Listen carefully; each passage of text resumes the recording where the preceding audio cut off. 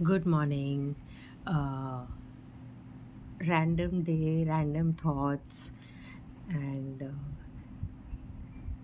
somehow life has started to feel really, uh, I would not call shallow, but I'm just going through the motions of living my life. અને મને મજા નથી આવી રહી.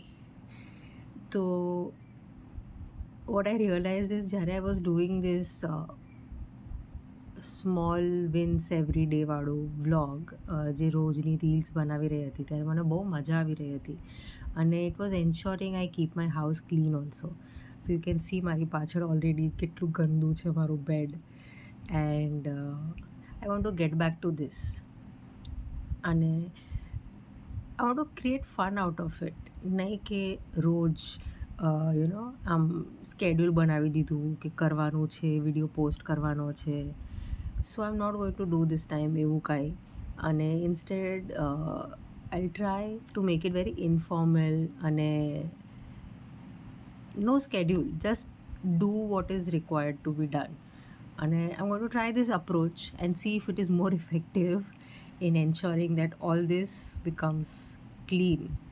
So this is a very small part of what you are seeing. Always I used to ensure કે દિવાલની પાસે બેસું so આવું બધું ન દેખાય પાછળ.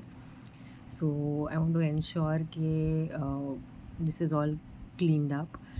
One of the major reasons કેમ આવું બધું પડ્યું છે is because it's been raining અને ઘરમાં મોઇશ્ચરના વજહથી મોલ્ડ થઈ રહી છે.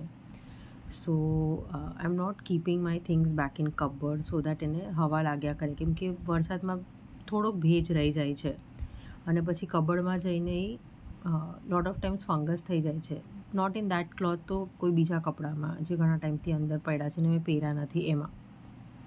સો ગોટ અ સ્મોલ ડીહ્યુમિડિફાયર એન્ડ અંદર પણ મેં ઓલા એબ્ઝોર્બન્સ લગાવ્યા છે, moisture એબ્ઝોર્બન્સ.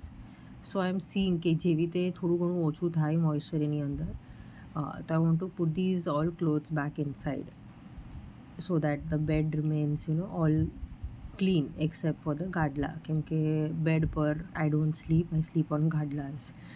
That is where I get the best sleep. Thank you.